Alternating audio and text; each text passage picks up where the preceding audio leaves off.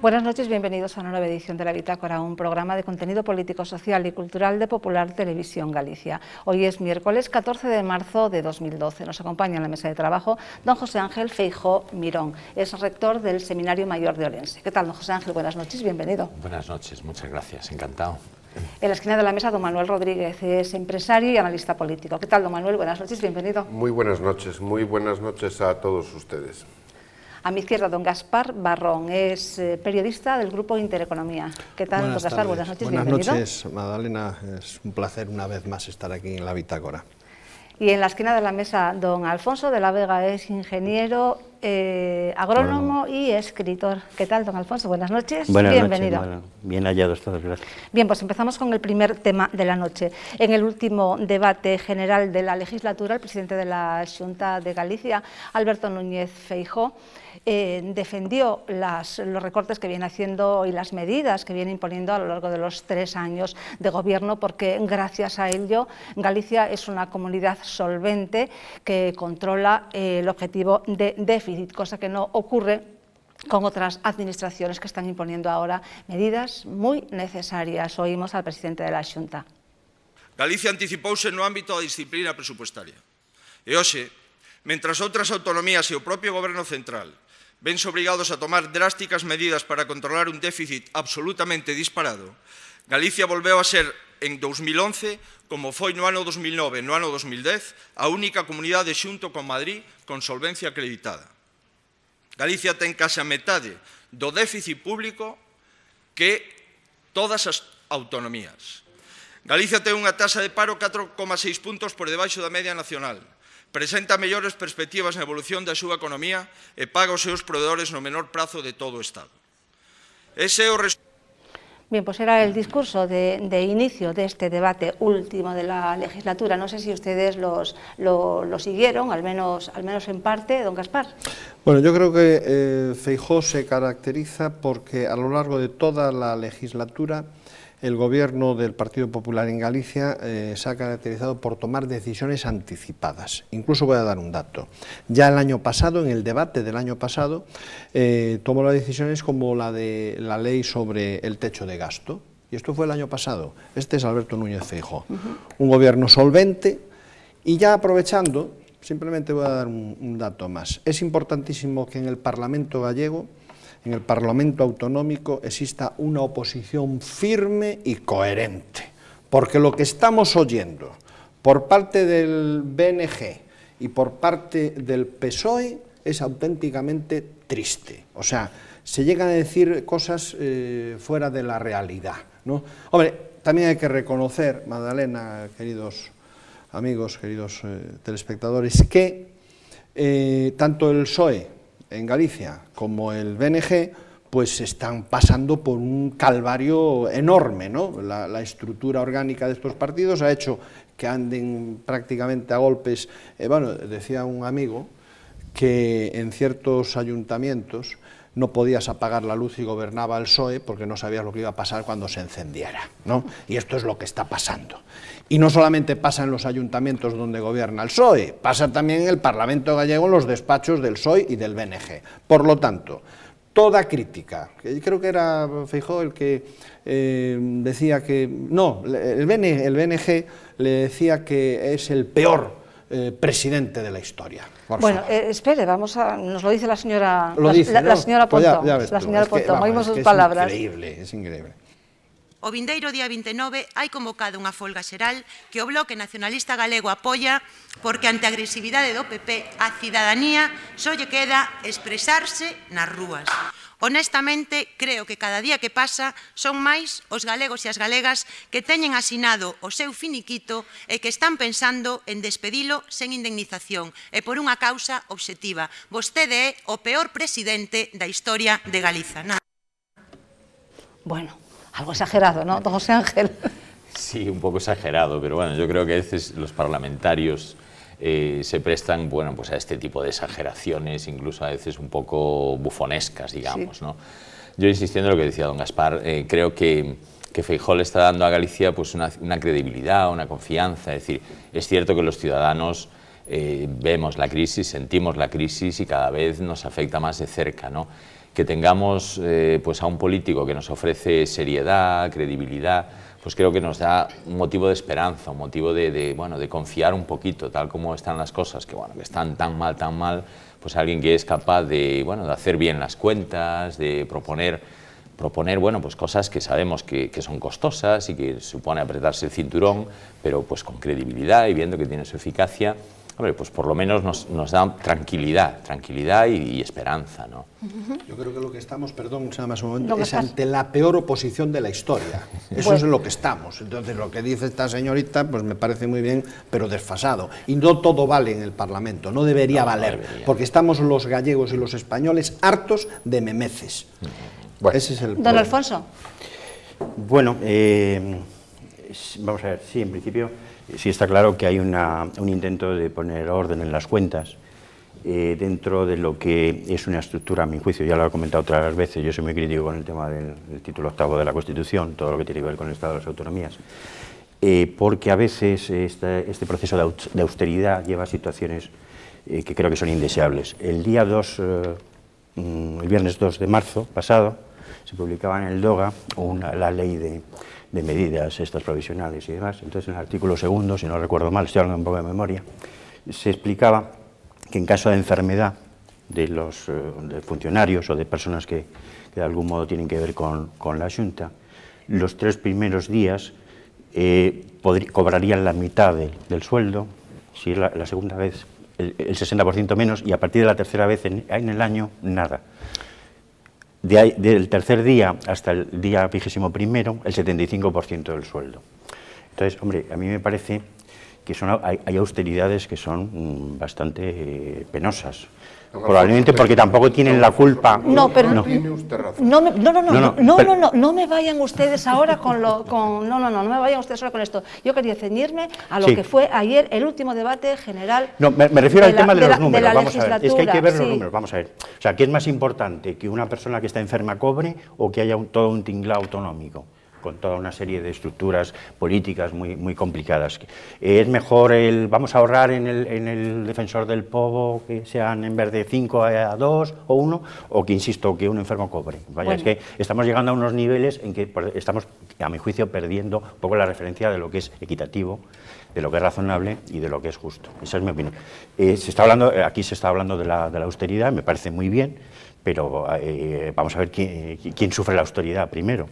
Y en qué cosas se puede ser austero y en qué no. Estaba poniendo un ejemplo reciente, de ahora mismo, en el que a mi juicio no se debería entrar en esa austeridad. Se está perdiendo porque no tenemos una oposición responsable y buena. Ese es el problema de la política en general, pero no solamente en Galicia. Ayer Alberto Núñez Feijóo anunció la supresión de varios organismos, como el Consejo Económico y Social, que se integrará en el Consello Galego de Regulacións Laborais, el Tribunal Galego de la Competencia, transferido al Instituto Galego de Consumo, también los vicevaledores. Bueno, hay que empezar por algo, qué duda cabe, ¿no? Aunque todo es mejorable y efectivamente... Pues... Sí, o sea, el señor, nuestro presidente, tiene razón en las cifras, cometió una pequeña mentira. Nosotros no cumplimos por un 0,01%, pero es tan pequeño que don Ángel lo podrá perdonar. Pero las cifras son buenas y, al contrario que, como dice don Alfonso, está bien que las hayamos hecho y anticipadamente para que ahora no fuesen más dolorosas, ¿no? Pero ha hecho algo mejor todavía el señor Feijóo que solo la administración de la Xunta, y es que ha metido mano también, ha decidido meter mano también en la administración municipal, que es la otra pata pendiente. O sea, tenemos la central, por un lado, donde no puede decidir nada, pero en la municipal sí, ¿no? Yo le he oído a él personalmente hace 2 lunes, me parece 2 lunes o 3, que se iba a poner coto en las cuentas municipales, que iba a haber no solo fusiones, sino que había que calcular qué servicios se podían dar y cuáles no se podían dar, ¿no? Y que las cosas se harían o por la vía del derecho o por la vía de los hechos. Esto que le digo a ustedes es textual. Es decir, aquí se va a meter mano a las cuentas y a la racionalidad de los servicios o con el derecho o con los hechos. Esto es textual, ¿no? Es textual. en todas las administraciones. Igual que la fusión de ayuntamientos, aparte que en de las principio es fusiones voluntario. y en saber en qué servicios se pueden dar Sí. y los que no se pueden dar, porque los números lo justifican, no se darán. Es decir, es absurdo que una administración pretenda dar un servicio que no puede pagar solo por presumir de que, mira, qué bien tratamos nosotros a la población. No, señor, Bien. no la estamos tratando bien. La primera fusión de concellos, Oza y Oza de los Ríos Oza y de los Cesuras, Ríos sí, y ya está en Cesures, marcha. Hay que más en marcha, hay ¿no? quien, efectivamente, es una especie como de salida a algo ya, ¿no? Que bueno, que en un principio efectivamente es voluntario, pero que que habrá que de alguna manera hacerlo obligatorio en el caso de que no se consiga, ¿no? Bien, efectivamente ustedes dicen que la oposición es una oposición pues la peor de la historia, una oposición débil, que bueno, don Gaspar culpa a la oposición de muchas cosas. Oímos lo que le decía el señor don Pachi Vázquez. Eu propoño medidas concretas de fiscalidade. Propóñolle que sexamos capaces de introducir novos tipos nos tramos autonómicos do IRPF para gravar con máis xusticia as rendas máis altas deste país e que contribuyan á reactivación económica. Propóñolle o incremento do imposto de patrimonio, a revisión do imposto de sucesións, que graven máis a quen máis recibe e que colaboren en todo eso. Propóñolle a creación de un novo imposto a banca no noso país. Un imposto para gravar os depósitos bancarios según o seu uso e rendabilidade, que a prohibición legal de transferir o custo deste imposto aos seus clientes. Bueno, se ríe yo creo que este señor sinceramente no vive en este planeta, ¿no? Pensar que a cualquier industria, negocio, empresa o lo que sea, un input en sus costos se le va a impedir trasladar a precios y por lo tanto a los clientes, es vivir en otra galaxia, ¿no? Es vivir en otra galaxia. Este señor no tiene la más remota idea de lo que dice. Cualquier costo que se le añada a una empresa va a ser trasladado a precios automáticamente, ¿no? Por mucha ley que quiera ponerse este señor, ¿no? Podría hacerla, pero que se atenga a las consecuencias, como pasó en Rusia, como pasó en todos los países comunistas, ¿no? Afortunadamente este señor no va a hacer nada. Yo quiero felicitarlo por el triunfo en ese antes me pasó y doña Congreso. Magdalena me mandó callar, pero le voy a decir una cosa a don Alfonso, porque ahí me duele. Ese artículo en concreto me duele. Es cierto que va a ahorrarse dinero, pero lo principal que va a hacer esa medida es impedir el absentismo laboral, porque lo único que va a hacer la Xunta es no pagar la diferencia de complemento, es decir, la persona va a recibir su dinero legal. La Xunta estaba pagando a mayores la diferencia hasta su salario real, los complementos de productividad. Don Manuel, yo no le mandé callar, lo que pasa es que no quiero que me desbarate la escaleta, porque de esto hablamos en otro momento y hoy como que no toca, ¿no? Hoy tenemos que hacer el análisis de lo que fueron las dos jornadas del debate. Viene sin el libro negro que trae él, pero da exactamente igual. Le da igual, ¿verdad? Yo pensé que íbamos a tener alguna oportunidad, sí, pero que se iba a quedar medio dormido en la esquina, ¿no? Va a ser peor que venga sin libro, porque entonces ya cargan la recámara. Es que cuando se tiene el libro algo siempre queda. Siempre queda, el libro se olvida, sí. Bueno, 10º Congreso del PSOE. Yo voy a felicitar al señor Vázquez por haber logrado con esas 33 votos de diferencia, pero a partir de ahí que siga trabajando en el partido, que intente refundar su partido y que deje el Parlamento para cosas más serias. El señor Vázquez, igual que el señor Rubalcaba, son un paréntesis en la historia socialista. En la historia del estoy de Partido acuerdo. Socialista. Porque fíjate, pero un paréntesis pequeño. Lo escuchamos diciendo eso, ¿no? Y por otra parte dicen que van a pedir a la Xunta que rechace el copago y suba los impuestos. Y vuelven a hablar de las rentas más altas. O sea, volvemos a ver, ¿en qué quedamos? O sea, aclárense. Lo que ocurre es que afortunadamente para este país que es Galicia, para esta autonomía hay una persona que le deja hablar y después al final gobierna con mayoría, afortunadamente, porque si tenemos que recordar lo que hacían estos personajes con el bipartito, pues así nos fue. Entonces, ¿qué pasa con el PSOE? Que se aclare. Y esto es una anécdota que tiene que estar en las hemerotecas, que la guardaremos en todas las televisiones, en todas las emisoras, para que en su momento poder sacarlo. ¿Qué ocurre? No tienen vergüenza, porque hoy dicen una cosa y mañana dicen otra. ¿Entiendes? Este es el problema de este gobierno, de este gobierno. Pero se lo dicen bueno, mañana. Pues entre otras Acto cuestiones, seguido después entre otras pingando a cuestiones, Rajoy por haber subido los impuestos en contra de pues es lo que te decía. Primero están pidiendo que se los suba. Pide subida de impuestos. El señor Feijóo y luego protestan porque lo sube el señor Rajoy. Bueno, el BNG le proponía también al señor Feijóo que Nova Caixa Galicia fuera de titularidad pública y también reclamar las primas al eólico, ¿no? Ahí Alberto Núñez Feijóo le contestó muy acertadamente, dice, ¿por qué están ustedes tan preocupados? Que pongan esto en funcionamiento sin primas y el que no pueda que devuelva los megavatios y se volverá a licitar, bueno, por alguien que realmente pueda emprender, ¿no?, ese negocio. Bien, vamos entonces con otro tema. Sesión de control al Gobierno en el Congreso. El nuevo, bueno, ya lo venimos hablando desde hace tiempo, que yo creo que estamos cansando demasiado a los telespectadores, a los ciudadanos en general. El nuevo objetivo de déficit de España, pactado en el Eurogrupo, es del 5,3 en lugar del 5,8 que habían aventurado hace aproximadamente 10 días. Esto supone 5.000 billones más de euros. Y bueno, pues Rajoy explicó esta mañana, digamos, las bondades de este arreglo con el Eurogrupo. Oímos a Mariano Rajoy. Lo sustancial, señorías, es que se ha admitido la modificación del 4,4 fijada en 2009 y ratificada en 2011 por una cifra más racional y asequible, el 5,3.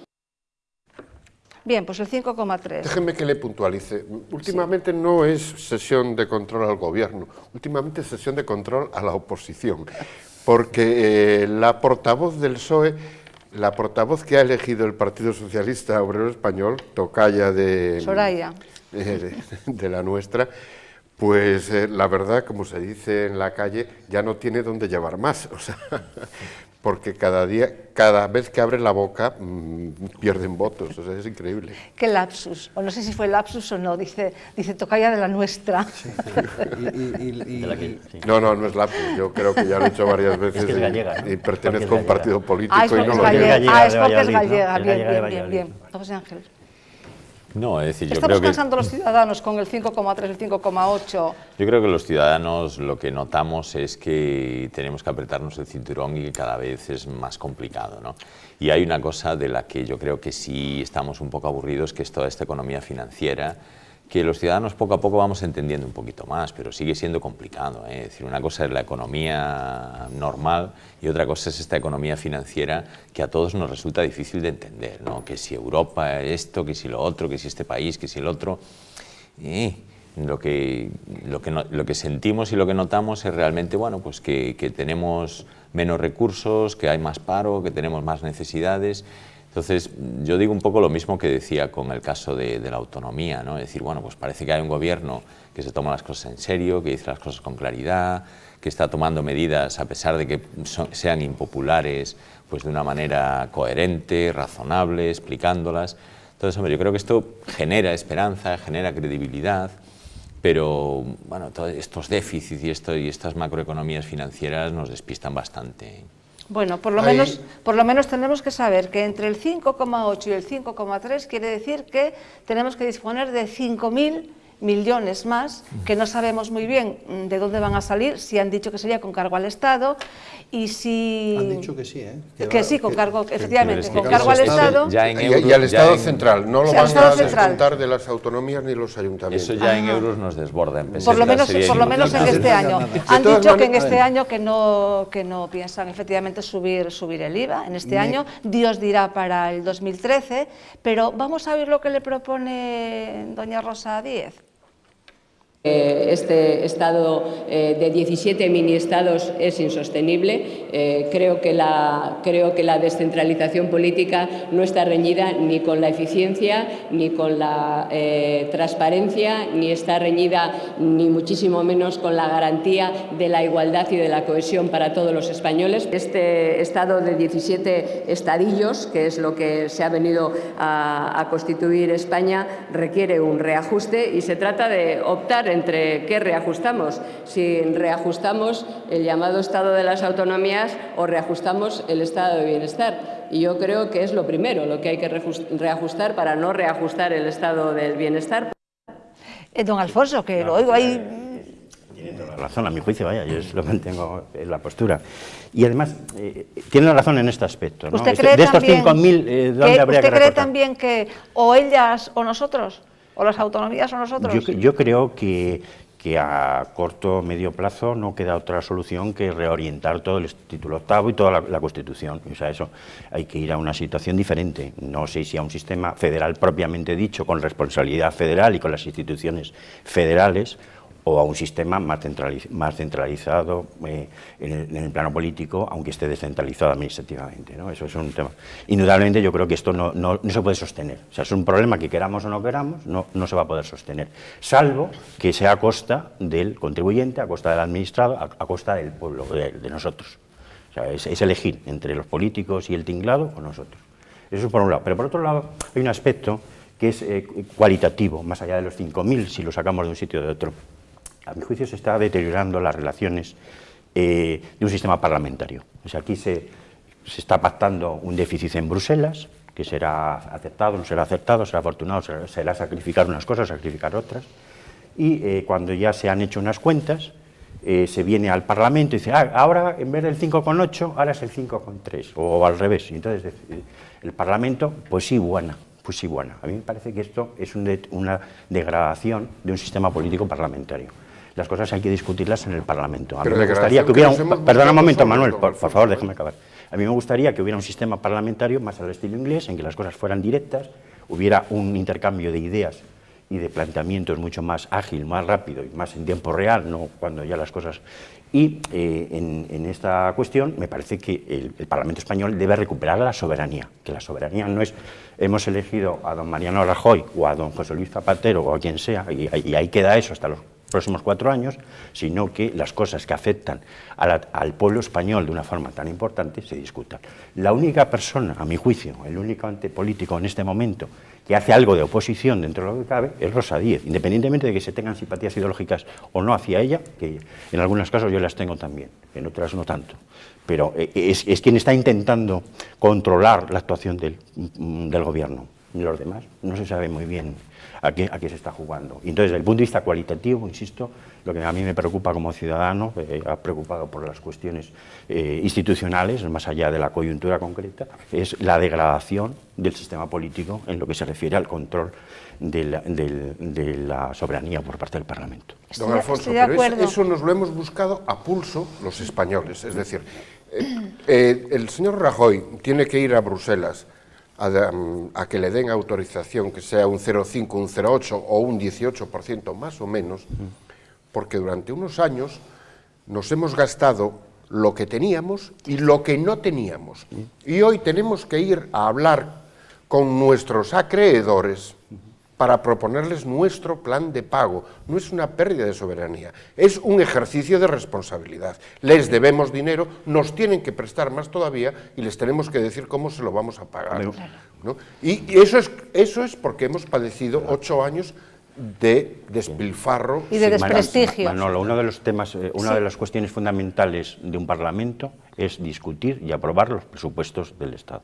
Eso es una cosa fundamental para cualquier parlamento que se precie. Don Alfonso, pero comentará conmigo en que ahora vivimos una situación muy extraña. Efectivamente, pero es que además que por primera vez en la historia, yo creo. Don Gaspar. Yo me quedo con lo que dijo don José Ángel, que la gente ya no entiende del 5, del 4, del 40. O sea, no, aquí volvemos al dicho aquel de la libreta, donde pone debe haber, y decía el paisaniño, quiero que ponga que haiga, ¿no? Que haiga. Vamos a dejar debe haber. No, aquí tiene que haber, tal. Bueno, estoy de acuerdo con don José Ángel. la gente no se entera de nada, pero si tenemos que dar un titular, diríamos que simplemente que lo importante es que ese déficit, para lo que sea, para bien o para mal, por lo menos se ha modificado. O sea, por lo menos el gobierno español ha logrado que Bruselas, a través de los consensos, acuerdos debajo de la mesa o de lo que sea, hayan acordado, y hasta el punto de que Sarkozy ha dicho, no es momento de presionar tanto. Quiero decirte, algo se está haciendo, algo que, volviendo al monclovita Zapatero, no era capaz, ya no se entendía. Y sobre todo, ¿en qué nos lo vamos a gastar? Fíjense, esta mañana un teniente de alcalde me enseñó un tocho de papeles así, en un ayuntamiento que no es tan grande, y dice, mira, estos son 10 millones de euros que debemos a proveedores y que ahora con los 43.000 millones de euros que el señor Rajoy ha desbloqueado, pueden ir a un banco porque van a quedar avalados por el Estado, pedir ese dinero y los acreedores cobrar. Dice, en 10 millones de euros en un ayuntamiento que no es tan grande. Dice, mira, aquí hay empresas que ya han cerrado, que se han muerto porque el dinero estaba sin pagar. Es decir, no solo vamos a dejar de gastar en tonterías, sino que han visto que hay muchas medidas bien tomadas para gastar en el sentido positivo, pagar lo que se debe, porque lo que se debe normalmente es a empresarios que generan empleo. El Estado no puede emplear gente como ha estado empleando hasta ahora. Sobra administración, sobran personas, aunque sea duro. Quien realmente crea empleo es la pequeña y mediana empresa. En este país el 80% del empleo está en empresas que son menores de 100 empleados, a quienes el Estado les debe un dineral y que están o muertas o asfixiadas. Ayer martes el presidente Esas políticas de darle vida a esas empresas son las que crean empleo. O sea, y Europa ve que en lo que nos lo vamos a gastar, aunque sea un poco de más, es en el buen camino. Bien. Decía que ayer martes, precisamente, en hilo a lo que dice Manuel, el presidente Rajoy estuvo con la Confederación de Autónomos, con el presidente. Creo que ha habido por lo menos acuerdo en cómo tomar una serie de medidas, y eso antes no ocurría. O sea, es que eso antes no ocurría. O sea, era imposible. Yo sí estoy de acuerdo con don Alfonso que el tema del Estado de las autonomías hay que revisarlo. Eso, y yo me alegro que ya en el Parlamento esto se pueda hablar y sea un tema que empieza a hablarse de él, ¿no? Porque hace no muchos meses era impensable poder hablar de este tema, ¿no? Y es evidente que hay que hablar de ello. Luego, que el Parlamento tenga mayor o menor autonomía, esto pasa lo mismo con las autonomías. Es decir, nosotros estamos en la Unión Europea porque hemos querido. Entonces, es decir, la autonomía de nuestro país tiene unos límites, porque nosotros estamos en un lugar en donde hemos elegido estar, ¿no? Entonces, a lo mejor también hay que ver cómo es esa relación entre los estados dentro de la Unión Europea, ¿no? Al igual que hay que ver cómo reorganizar las autonomías dentro del Estado español. Pero yo, ese discurso me alegro, porque es un discurso que sí está en la calle, que mucha gente dice, bueno, es que es imposible mantener la administración de no sé cuántas autonomías y una administración central, ¿no? Entonces, yo me alegro que ese discurso empiece a abrirse camino y que llegue un momento que, bueno, que se empiece a reorganizar de algún modo, ¿no? Es cierto que hace un tiempo no se hablaba de esto, pero ahora ya hay muchas voces críticas. Cuando yo decía de o ellas o nosotros, esto lo dice Centeno, lo dice Centeno continuamente. Claro. Es que incluso lo de la descentralización que comentaba Rosa Díez, tanto el PP como el PSOE lo llevaban subliminalmente en la campaña, o sea que es una cosa que ahora, pero ahora sí, ahora ya se dice, se habla y se tiene que trabajar sobre ello. Es fundamental. Vamos. Bien, pues vamos con otro tema, vamos con una noticia estupenda, a mí me encanta, una noticia que tiene que ver con la vida, y es que los especialistas del Hospital Clínico de Barcelona y Sant Joan de Déu han practicado una operación intrauterina, una operación a una bebé en gestación de 26 semanas, le hicieron una endoscopia para desatascarle un bronquio. Bien, esto no ocurrió estos días fue noticia porque la niña afortunadamente debido al éxito de esta intervención en el útero materno, nació bien, hubo que hacerle otra operación, tuvo que estar hospitalizada y ahora la niña está radiante.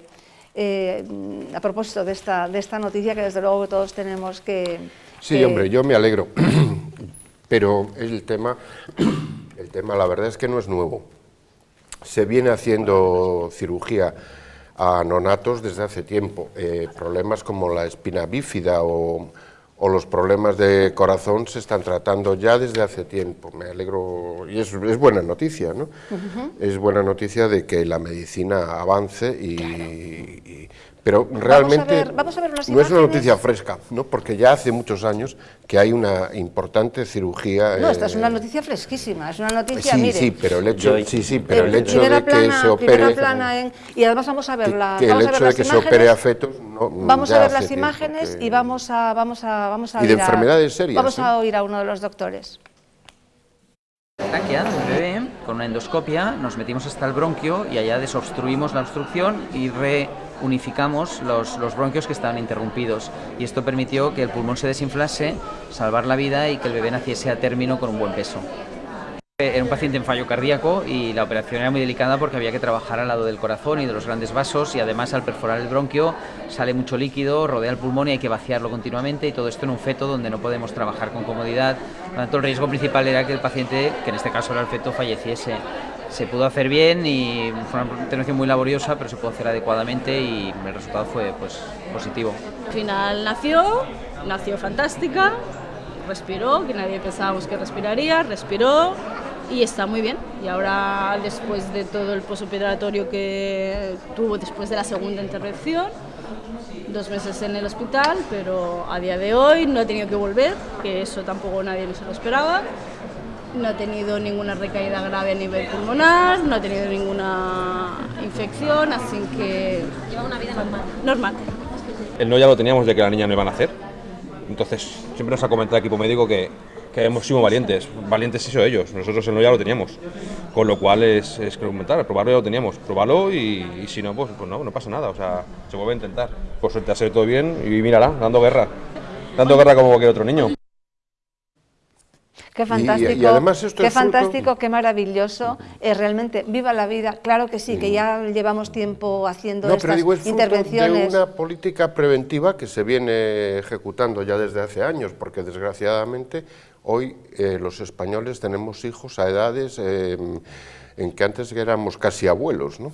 Entonces ya desde hace tiempo, por ejemplo, la Xunta de Galicia no puede obligarlo, pero lo aconseja y lo realiza el Sergas, lógicamente, a todas las madres embarazadas mayores de 40 años, yo creo que a partir de los 35, me parece, les recomienda hacer una laparoscopia para detectar una serie de enfermedades que se pueden tratar ya durante el embarazo para que el niño no nazca. Pero digo que esto es fruto de una política de prevención que existe. ¿Hay algo también avieso detrás de...? Sí, algo sí, pero hay que fijarse en el buen fin de las cosas, no solo en el mal uso. Bien, sí. pero... Hay las dos caras de la moneda ahí. Claro, es que este es... Sí, pero como forma parte está hecho para un buen fin, el buen fin está bien hecho. Que se pueda mal usar es que yo no creo ahí en ese buen fin. Lo que se pretende es un cribado prenatal. No, yo creo que el fin fue bueno, que es de diagnosticar estas enfermedades. En cualquier que se caso, pueden tratar. a mí me gusta muchísimo esta noticia. Es la primera vez que se hace en España en concreto, porque es muy peligroso. Es muy peligroso. Sí, efectivamente, en el mundo. Sí. En el mundo. De espina bífida se hacen varias al año. Yo creo que hay que felicitar tanto por el conocimiento y por la inteligencia y por la técnica y por todo ese saber, pero también por el querer, ¿no? Por la voluntad de intentar poner la ciencia y la técnica al servicio de la vida y al servicio de la humanidad y de lo humano, ¿no? Los padres, tanto el sufrimiento que hayan podido tener los padres por estas circunstancias, como el equipo médico por atreverse a hacer una cosa que era de alto riesgo y que podía tener unas consecuencias fatales. Yo creo que se debe felicitar a ambos y es una de las noticias gratas que nos reconcilian un poco con la actualidad, ¿no? En concreto al hospital, a los médicos y en general, por supuesto, pues a la ciencia, ¿no? Por emplear precisamente los avances para el bien. A propósito, el día 25 de marzo es el Día Internacional de la Vida. Y bueno, pues algo tendremos que hacer. Pensamos hacer un monográfico en este programa, habrá mesas informativas en todas partes de España, ¿no, José Ángel? Sí, yo creo que es un mensaje a favor de la vida y es eso, poner todo el saber y la técnica humana en favor de un buen fin, como es el respeto a la vida desde el momento de la gestación, es algo que nos congratula y que nos hace volver a ser un poquito humanos, ¿no? Que no todos son números, que no todo es el déficit del no sé qué, sino que hay valores que están por encima de eso, ¿no? Que es ver, bueno, pues a un niño, a una niña en este caso, y bueno, ver que la gestación, desde el momento de la gestación tenemos a un ser humano a quien hay que proteger, ayudar y bien gastado está ahí el dinero en la investigación. Por supuesto, claro que sí. Yo en este sentido quiero recordar que el primer país que celebró el Día de la Vida fue El Salvador, en 1993, ¿no? Que después llegó a Argentina con la colaboración indispensable en aquel momento de la Conferencia Episcopal, sin lo cual el gobierno en aquel momento no hubiera... Pero la Conferencia Episcopal dijo, esto es así, entraron y fue un éxito. A partir de ahí pues entró Guatemala. Y bueno, es una celebración que, como dice don José Ángel, hay que celebrarla, nunca mejor dicho, ¿no? Sí, efectivamente, se celebra en muchos países. Y donde no se celebran, pues están los grupos pro vida y los grupos cristianos, incluso en Cuba. En Cuba también se celebra un país como Cuba, completamente ateo, ¿no? Pues se celebra, eso sí, sin demasiado... Un poquito menos ateo, ¿eh? Sí. Pero sí. No, pero está muy, aparte de la celebración, pero bueno, aún está no muy pueden. bien que luchemos por muchas cosas. En primer lugar, por llamar a las cosas como son. O sea, un aborto no es una solución para nadie. Un aborto es un fracaso y es un asesinato. Una cosa es que se haya despenalizado y otra cosa es que deje de ser un asesinato, ¿no? Es decir, hay que llamar a las cosas como son. Y además no solo el aborto, es que el otro día doña Magdalena recogía un artículo, ¿no? ¿Por qué no matar también al neonato si nos sobra? O sea, Dios mío, tengo mejores cosas que hacer en la vida que cuidar al crío. No les hablo de broma. Doña Magdalena lo recogió, el artículo, ¿por qué no se puede matar a un niño de 1 año o 2 cuando realmente estorba? Claro, es que empezamos por un dedo y acabamos en el hombro. Es decir, no solamente es la celebración de las cosas, sino darnos cuenta de que tenemos una batalla enorme, no solo con el lenguaje, sino con la defensa de las cosas. Es decir, porque cualquier día usted deja de ser productivo o tiene desgraciadamente una enfermedad que lo incapacita o 1000 circunstancias de la vida y le van a decir a usted, no, usted es un estorbo aquí, fuera y aire y tal. Es que empezamos por un dedo y acabamos en el hombro. Es que hay precedentes que no vamos a recordar ahora. Bien, pues los emplazo a ustedes todos para el día 25. Hacer alguna cosa. En Madrid se celebra, por ejemplo, Unidos por la Vida celebra un clavel por la vida. Que la anunciaremos en Usted ya está comprometido con Coruña, entonces, ¿no? No, lo digo porque si vienen ustedes a la de Coruña, yo personalmente les haré las fotos para poner luego en la página de Hazte Oír. O sea que... Ah, bueno, muy bien, muy bien. Bien, pues entonces celebraremos el día 25 y bueno, otra vez felicitar a estos médicos que bueno, pues se atrevieron con esta operación tan complicada, gracias a la cual la bebita pudo nacer y bueno, ser feliz ahora, llevar una vida normal. Vamos con otro tema. Con las huelgas ni se crea empleo ni se genera riqueza, pero los sindicatos, tras casi 8 años de enclaustramiento, desempolvaron las pancartas y ahí las tienen expuestas al sol en calles y plazas de España. Realmente es un escándalo, dicen algunos, y una irresponsabilidad, dicen otros, que en estos momentos de arrimar el hombro pues se organicen estas manifestaciones. Lo que nosotros muchos pensamos, Esperanza Aguirre lo dice con estas palabras. A mí me parece un escándalo que se convoque una huelga en estos momentos. Realmente creo que están actuando, lo dije el otro día en la Asamblea, después de haber estado 8 años en que el número de parados ha subido a 5.200.000 sin hacer nada ni decir nada, ahora, cuando llegan los bomberos, los pirómanos protestan y eso no tiene sentido. La reforma laboral que ha impulsado el Gobierno, que ha llevado a cabo la ministra Báñez, es una reforma equilibrada que servirá primero para cortar la hemorragia, frenar el aumento del paro y luego para aumentar el crecimiento económico y el empleo, que es lo que todos los españoles de bien deseamos. Por eso me parece incluso pues, que debían repensarse los sindicatos esto de la huelga. Bueno, así expresaba Esperanza Aguirre. Don Manuel. Yo, ante todo, quisiera poner las cosas en su sitio. Los sindicatos no se están manifestando por defender el empleo de nadie, ni por defender la economía de país alguno. Los sindicatos se manifiestan porque van a perder dinero, muchísimo dinero, y van a quedar en el paro muchos de ellos, no de nosotros, por dos medidas que ha tomado el gobierno últimamente, ¿no?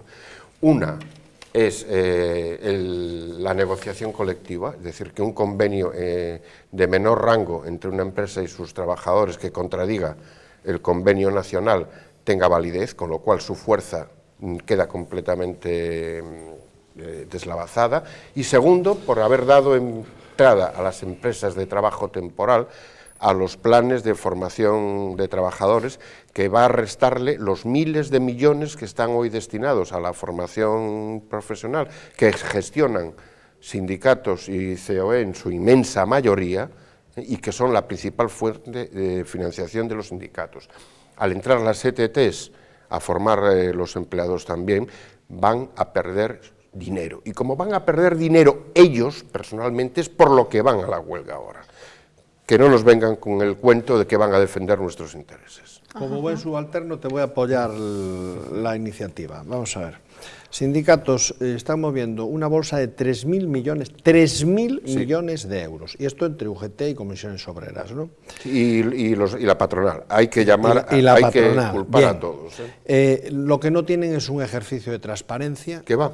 Y por eso están preocupados. ¿Por qué? Porque yo todavía me pregunto cuándo anualmente exponen sus cuentas. Lo mismo que piden para la Casa Real. Por ejemplo. No las exponen en ningún sitio. No existe. Es más, por el Tribunal de Cuentas solo pasa el dinero que los afiliados pagan.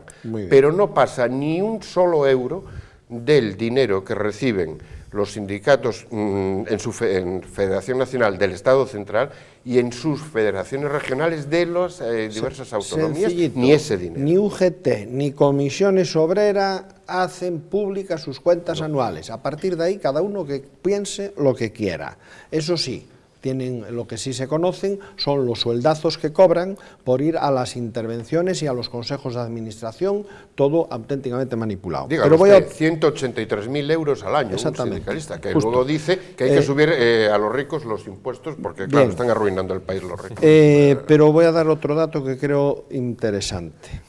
Sindicatos, 25 millones de euros al año, por ejemplo, para el acompañamiento de la ley de la memoria histórica.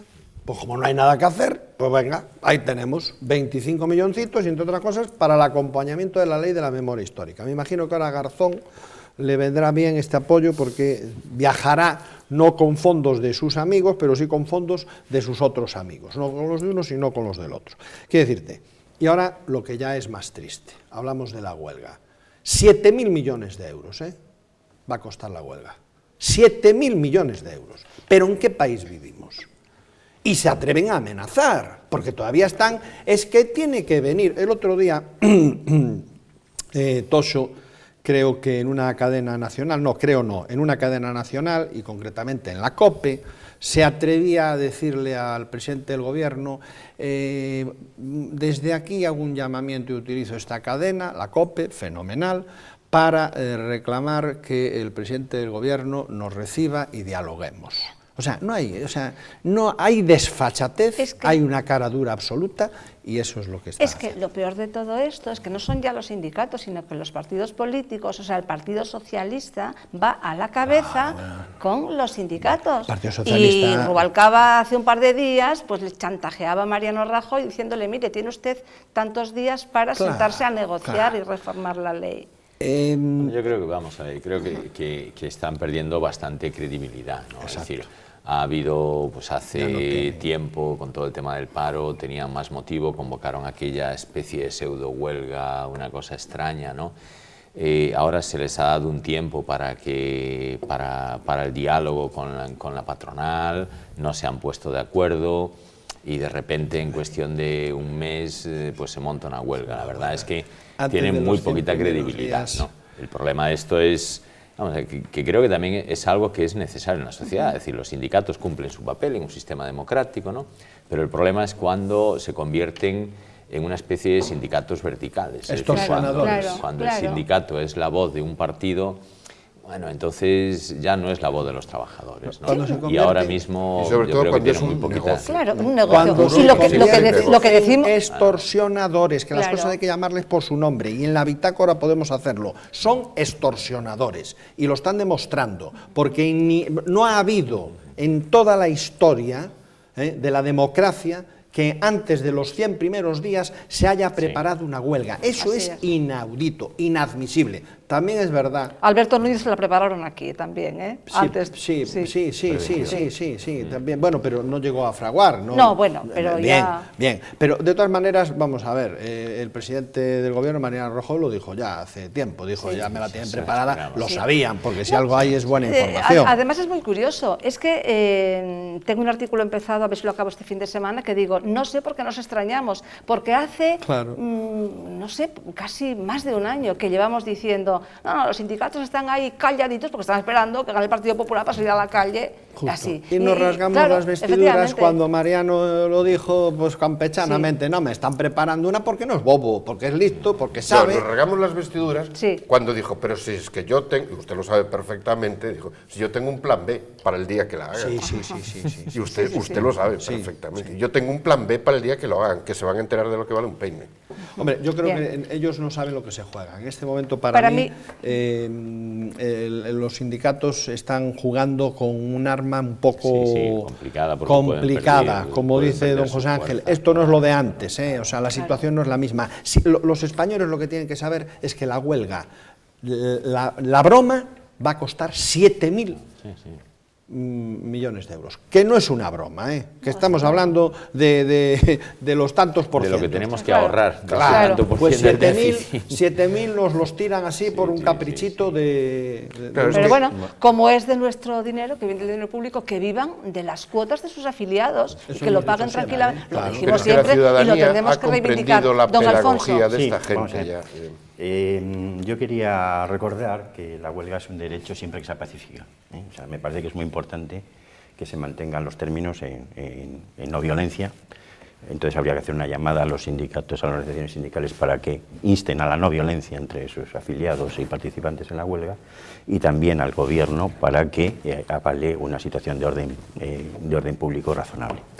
Dicho esto, hay otra cuestión. Independientemente del juicio que nos merezca en las distintas partes del aparato del Estado, los sindicatos en este momento son una parte del aparato del Estado, que a mí me merecen un juicio pues bastante malo, tal como están funcionando en España en este momento, precisamente por eso, porque forman parte del aparato del Estado en este asunto. Hay otro tema que es la cuestión de la huelga. Yo creo que la huelga viene a representar, más allá de esa crítica hacia los promotores, viene a representar una sensación como de fracaso. Yo he oído a muchas, en un ambiente en que me muevo, mucha gente que diría, yo iría a la huelga, pero como lo convoca quien la convoca, prefiero no ir. Pero no va a la huelga más por los convocantes que porque no entienda que se debe ir a la huelga. ¿Y por qué se debería ir a la huelga de acuerdo con estas personas? ¿Y contra quién vamos a la huelga? Vamos a ver. Pues es una sensación de fracaso institucional. Ahora se ha aprobado un primer decreto de reforma laboral en la que se pasa el poder prácticamente todo al capital dentro de la empresa, y entonces hay mucha gente que piensa, hombre, está muy bien, siempre que haya ejemplaridad dentro de todo el Estado. Está muy bien, pero aquí resulta que hay una serie de personas y tal como está montado el sistema, además coadyuva a eso, que se lo están llevando crudo, que están saqueando el Estado y que además hasta ahora en una cierta impunidad. Nadie devuelve nada de lo que está sustrayendo. Esto parece el puerto de arrebatacapas. Esa es la sensación, al menos subjetiva. Y entonces dicen, bueno, las instituciones deben arreglarlo, sí, pero parece ser que las instituciones, por desgracia en España, en algunos aspectos son parte del problema más que de la solución. Y entonces es una situación, para quien lo ve así, que es de fracaso colectivo. Entonces, ¿contra quién es? Pues es contra una situación de inoperancia del sistema político, económico, social, para hacer frente a los problemas de fondo que tenemos. Los problemas de fondo que tenemos es que la sociedad española, la gente, nosotros, el pueblo, lo vamos a pasar muy mal y probablemente cada vez lo vamos a pasar peor, en parte en parte por el sistema político, económico, social, que no se está modificando, porque no es modificar solamente el tema de la reforma laboral. Bueno, entonces, puesto en este contexto... Tenemos que hacer un monográfico de esto. Pues probablemente sí. Tenemos que hacer un monográfico para hablar exclusivamente de esto. Yo de todas formas creo que no es momento, efectivamente, hay que hacer otras reformas y hay que efectivamente recortar de otros lados y reformar muchas cosas, y efectivamente la corrupción moral es...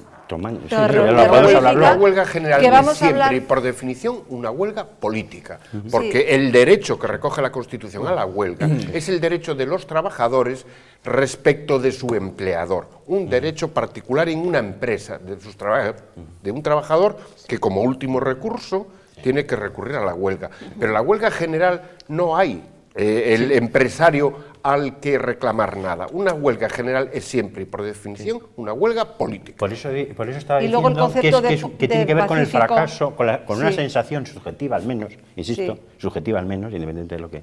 de fracaso colectivo. Estamos en una situación... independientemente, la gente que lo ve así, porque yo no estoy hablando de los promotores. Cuidado, yo no estoy hablando de los promotores, creo que lo he dejado claro al principio. Los promotores son una cosa y la sensación de frustración y de indefensión que tiene gran parte del pueblo español en este momento es muy grande, y eso es así. Hombre, y eso es así, por lo menos en los ambientes que yo más... Tal y como usted lo plantea, yo haría huelga, pero indefinida por muchísimas cosas. La respuesta a esa sensación han sido las elecciones generales.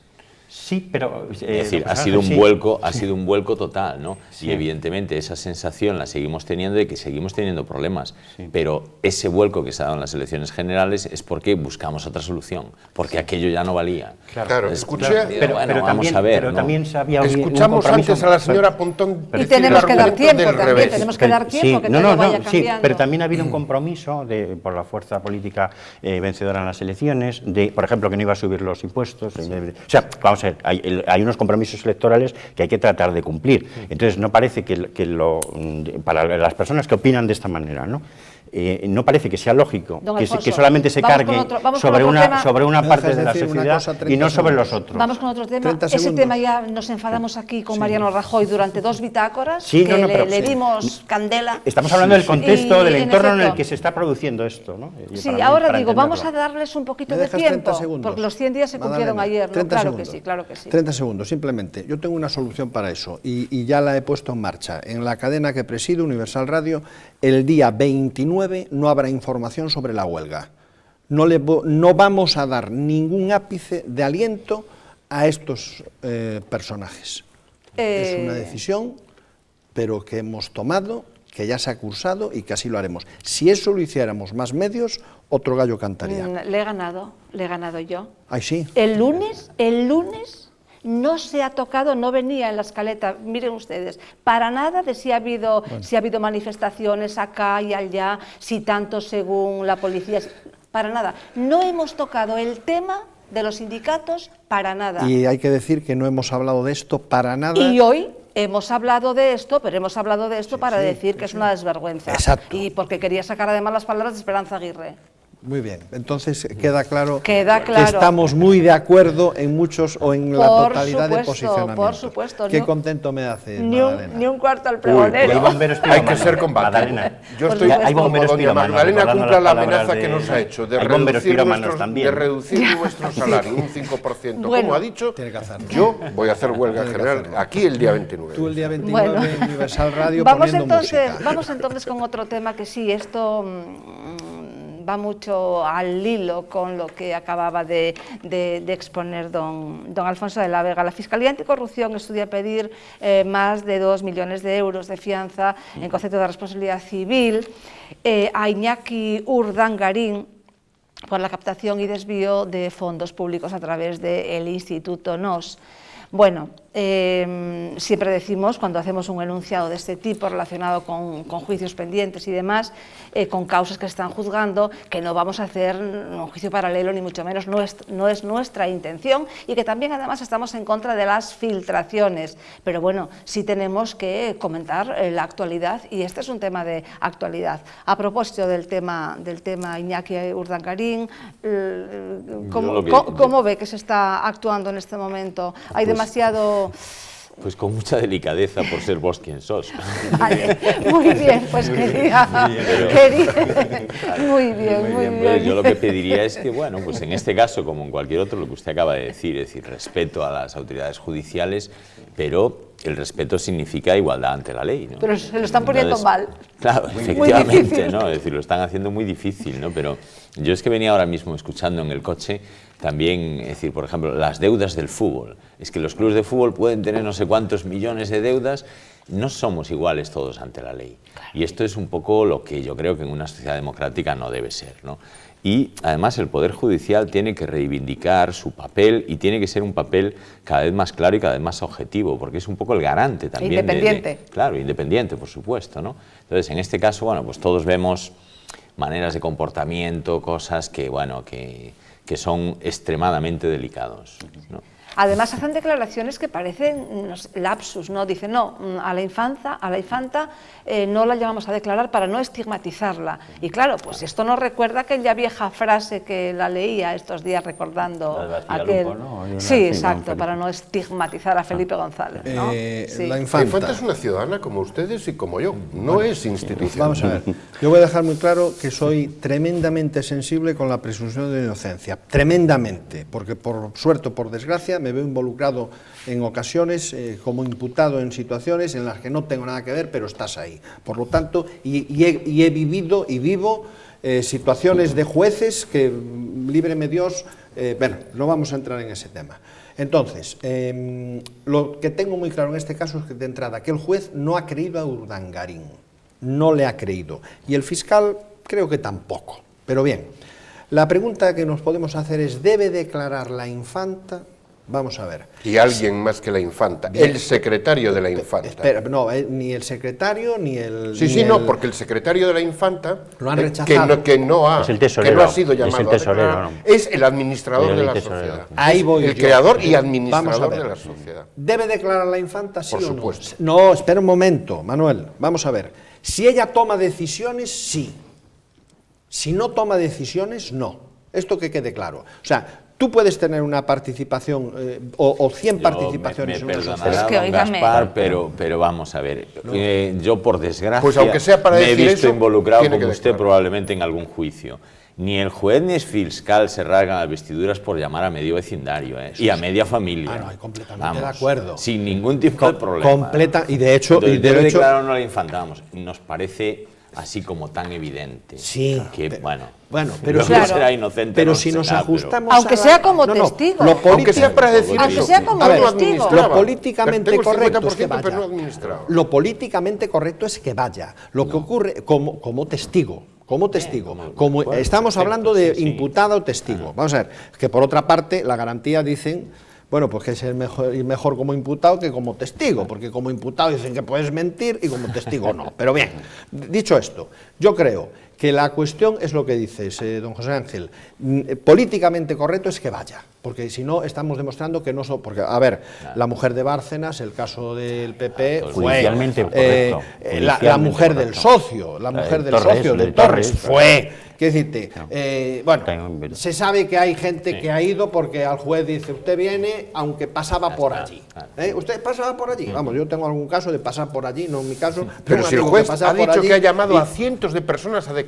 Exacto. Bueno, hombre, por Dios, ¿por qué no va a decir ella si tenía o no tenía participación? Y es más, haría un ejercicio diciendo, no, yo quiero ir a declarar. O sea, si tengo una declaración de la Casa Real, pero no lo hacen. ¿Por qué? Bueno, porque como decías, José, la cosa no pinta nada bien. Pero yo me quedo simplemente con esto. El juez no ha creído a Urdangarín.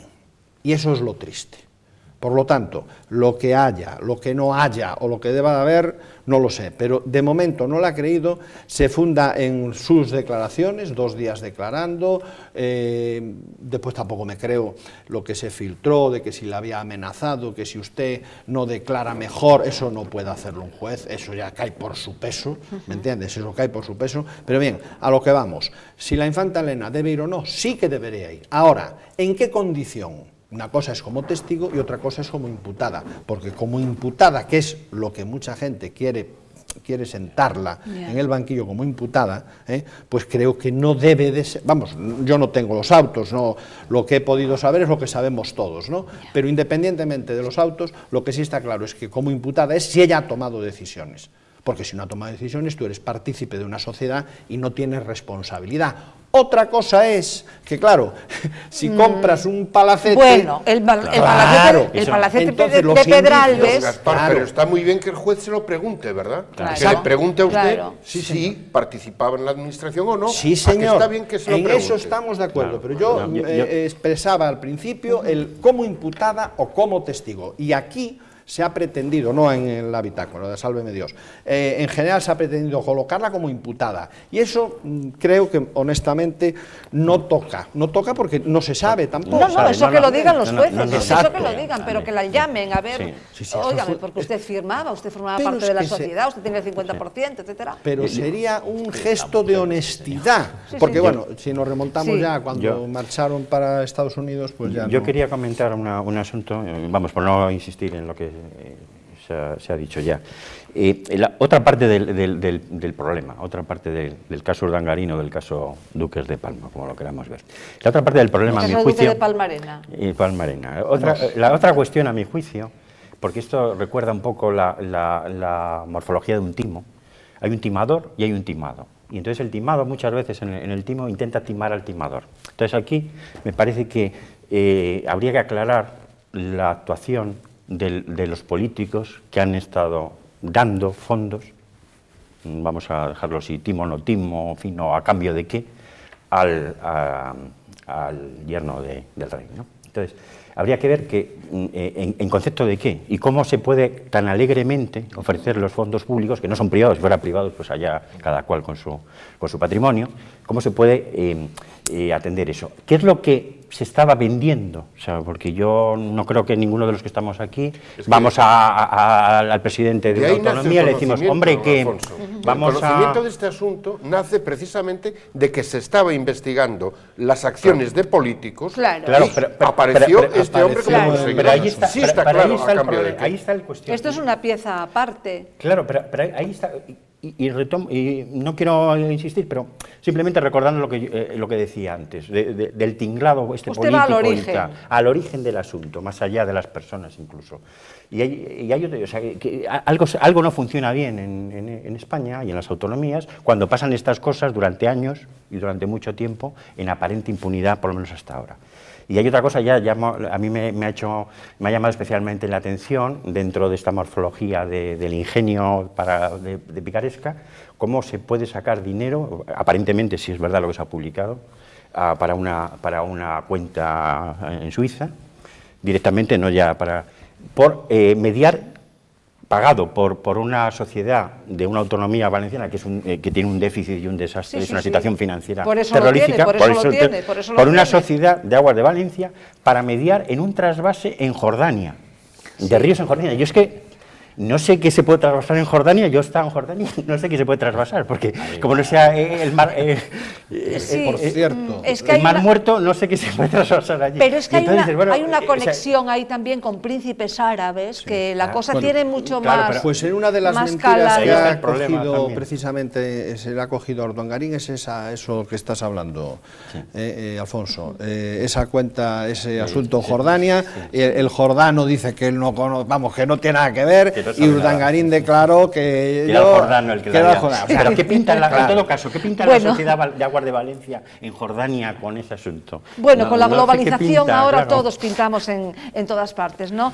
Seguimos en los tribunales y vamos con otro caso, el campeón, que bueno, también este es un caso nuestro, también presunción de inocencia para todo el mundo, otra vez estamos en contra de las filtraciones, pero bueno, aquí ya se ha abierto el secreto, ya han ido declarando, y bueno, pues qué poco le duró la alegría al señor Orozco, ¿no? Al señor Orozco, que poco le ha durado la alegría al director general que se ofreció, que se han conocido las declaraciones, al señor Blanco, para intermediar en el Ayuntamiento de Barcelona y conseguirle a Azcar las naves allí en el aeropuerto. De Sant Boi, ¿no? Sí, en Sant Boi, o sea que mal día para más de uno, y Yo me alegro mucho de que la justicia sea la que airee este tipo de cosas, que no se... y que caiga quien caiga, es decir, el que metió la mano en el cajón, pues que salga con los dedos pillados. A mí me da exactamente igual que sean de un partido, de otro, o apolíticos o lo que sea. Es decir, un delincuente es un delincuente. Y cuando el delincuente paga su culpa, los inocentes ganamos por dos motivos. Primero, por aislar al delincuente, y segundo, porque resplandezca la inocencia de otros. Y lo digo porque hay políticos honrados, no todos son como estos, ¿no? Entonces, que los corruptos salgan a la luz y paguen sus deudas, limpia el nombre de los que son honrados y de la labor que hacen. Sí, yo también creo que aquí hay una especie de galeuzca del pilla-pilla, ¿no? Porque parece que uno de los ramales del asunto tiene que ver con la flor innata del nacionalismo catalán, con el hijo de José Pujol y de Marta Ferrer-Sola, ¿no? Que es, no sé si es el jefe del grupo parlamentario, o sea, no es un alto cargo en este momento, no es tampoco lo que pasaba por allí, y parece que una de las ramas que tiene, dentro de la presunción que estamos hablando, por supuesto, claro, tendría que ver con esto. Pero, o sea, quiero decir que presunción también la tuvo su padre en el caso de Banca Catalana y demás. Sí, que hay metástasis en todo el territorio de España. Pero hay una cuestión que yo me planteo, volviendo a los orígenes, porque creo que es importante, más allá de las personas, la naturaleza humana y de todo esto, es interesante ver los orígenes del asunto. Yo creo que hay un exceso dentro de esta hojarasca del título octavo, hay un exceso de subvenciones y de organismos que subvencionan cosas y dan fondos y tal. Aquí sería el IGAPE que estaría en este asunto, o el que sea. O sea, yo creo que habría que ir a un sistema sin subvenciones, salvo para determinadas cuestiones de tipo moral, filantrópico, claramente expresadas, y con bajada de impuestos generalizados. La mejor subvención es que no me salen a impuestos como empresario. Yo no quiero andar con cosas raras, ni subiéndome ni bajándome del coche la gasolinera. Yo quiero actuar con transparencia, procurando que no se beneficie mi competencia de forma ilícita, y procurando que haya un juego limpio. Y parte de ese juego limpio es fuera subvenciones y bajemos impuestos. Y dentro de los impuestos hablo de la seguridad social también, para que el empresario no se vea agravado cuando contrata a alguien con un... Entonces, si las cosas funcionaran de esa manera, nos evitaríamos muchos de estos problemas, porque la tarifa humana es muy débil, por lo que sé. Sí, pero bueno, también el ocaso de los valores o el... Claro. Tiene que estar relacionado, con eso, ¿no? La crisis de valores que tenemos. Pero a medida, claro, pero la tentación cada vez es mayor, o sea, hay más tentaciones para pecar, digamos, ¿no? O sea, cada vez la tentación es mayor, porque si no hay quien evita el mal, evita la tentación, evita el peligro, ¿no? Si no hay gapes, no hay rollos de estos, pues bueno, pues para qué. El problema muere de raíz, vamos a ver, quiero decir, o sea, cuanto menos políticos, menos subvenciones y menos tinglados de este tipo, pues mejor. Vamos a un sistema más liberal en el que cada palo que aguante su vela, cada empresario que se las apañe, que no ande buscando los tres pies al gato. Las subvenciones solamente para determinados casos, de determinadas instituciones que tienen una labor filantrópica contrastada y demostrable con números, y Cáritas, por ejemplo, o lo que sea, Cáritas por decir una, ¿no? Pero nada más, ¿no? Eso sería muy difícil de valorar, pero en principio yo no voy a ser quien defenda a José Blanco, porque de hecho tuve el 20N un enfrentamiento con él en el Palacio de Congresos importante, hasta el punto de tener que salir con gente para evitar males mayores. Un enfrentamiento a nivel profesional y político en el día de las elecciones, o sea que no voy a ser quien lo defienda, evidentemente. Pero tengo que decir una cosa, el interesarse por algo no es delito. El problema es cuando ese interés conlleva un sobre. Dicho esto, bueno, pues hoy ha salido otra vez otra noticia relativa al presidente de la Audiencia Provincial de Lugo, creo que acusa a Dorribo de extorsionarle. Que dice, aquí lo que estamos oyendo, lo que estamos leyendo y lo que estamos viendo, volvemos a lo que decía antes don José Ángel, son indicios que demuestran que algo raro ha pasado y que tendrán que aclararlo los tribunales, ¿no?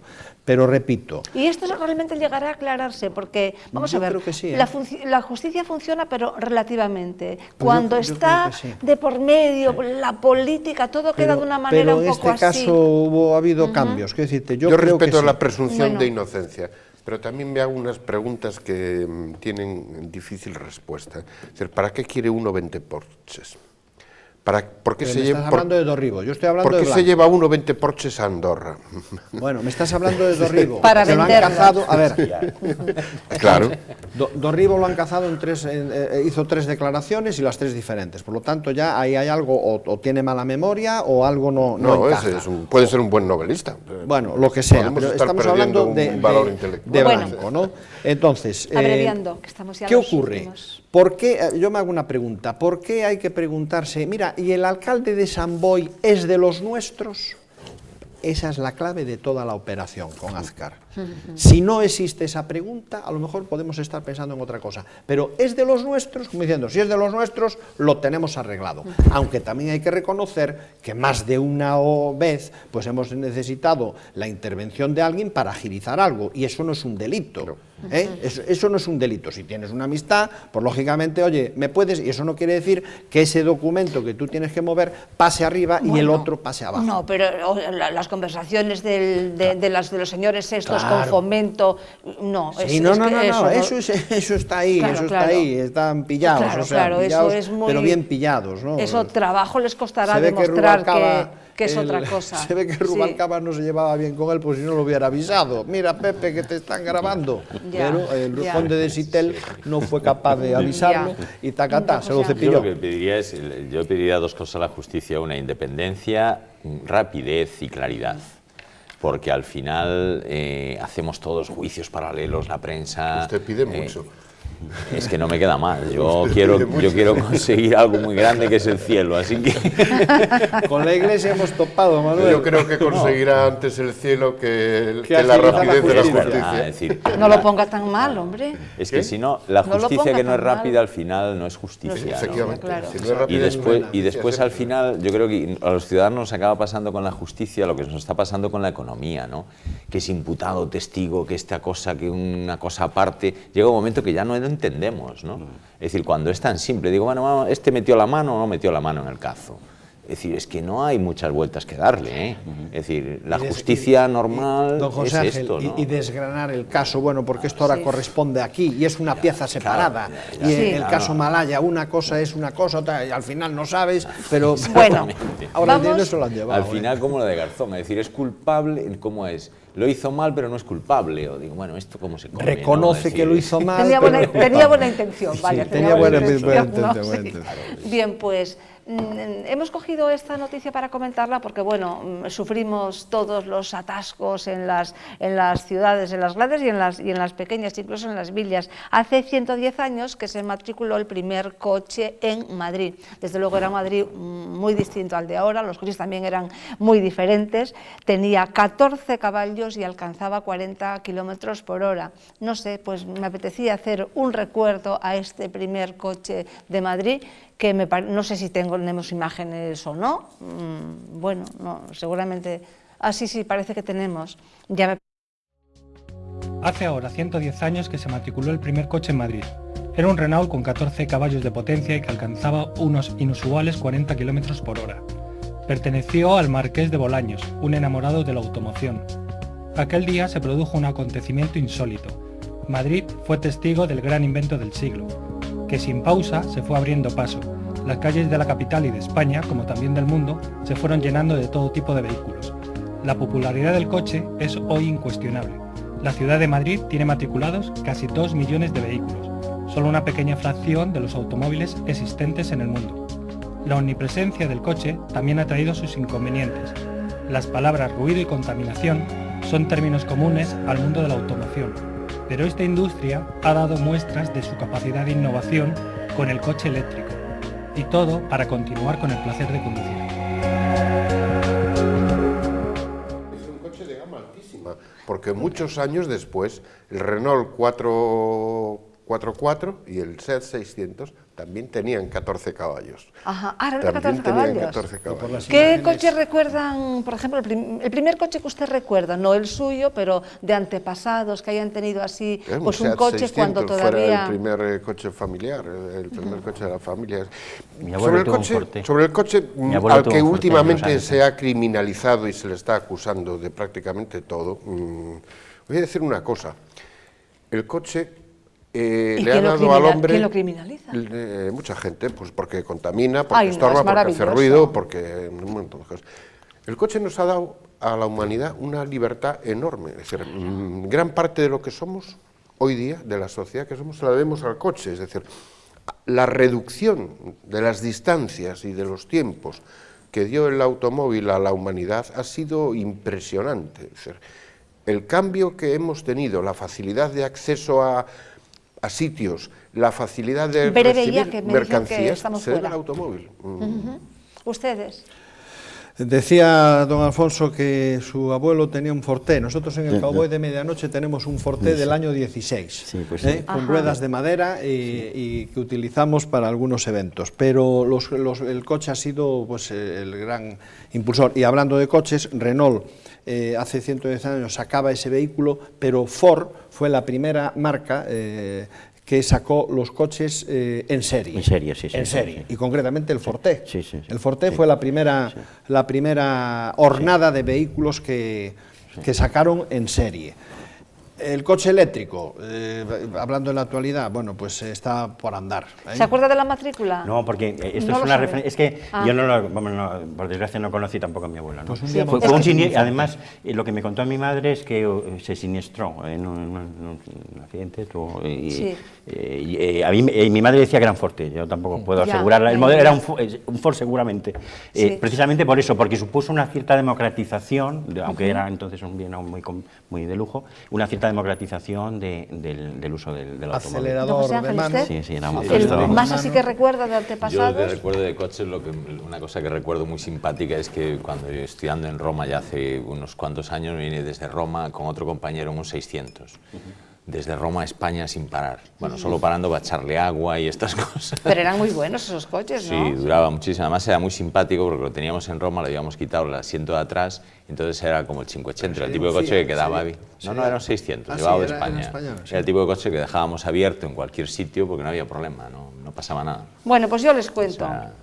Yo no recuerdo, pero mi marido me contó, su abuelo tuvo en Orense, Ignacio Tavares, tenía un coche y era el 7.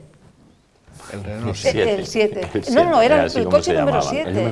La matrícula. Sí, la matrícula era el 7. Claro, sería la matrícula, probablemente. Sí, así es. Claro, sí. Y es muy curioso. De todos modos, bueno, ahora el coche ha dado un gran avance, igual que en el siglo XIX con el ferrocarril cambió la industria y todo el mundo industrial, pero creo que ahora el avance es andar a pie.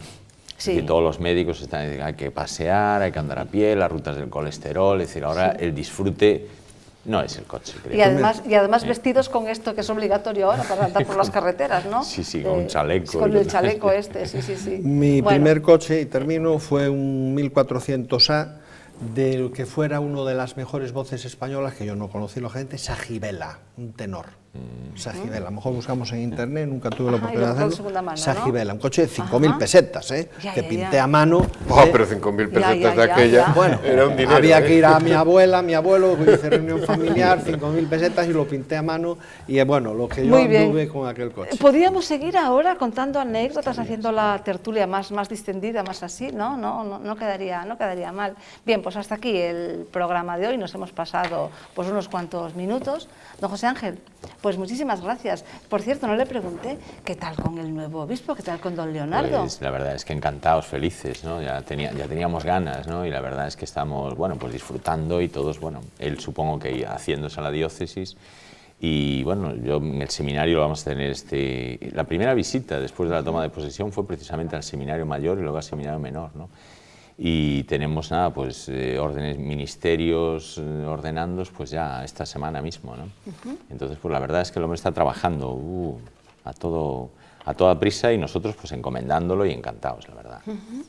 Muy bien, pues muchísimas gracias por haber venido. Don Manuel, pues, muchísimas gracias. ¿Que habló suficiente? ¿Se va satisfecho o no? Decirle a nuestra querida audiencia buenas noches, buena suerte, que además es el título de una película que les recomiendo. Venga, ya. Don Gaspar se da cuenta, ¿no? Empezaba a contar la película ya. Incombustible. No hay nada que hacer. Ha sido un placer una vez más. Genial figura. Don Alfonso, nada, buenas noches, pues muchísimas gracias. Siempre muy interesantes sus ideas. Hoy me toca hacer de malo, ¿no? O más malo. Sí, gracias a ustedes por acompañarnos un día más. Nos despedimos hasta el viernes. Que lo pasen bien.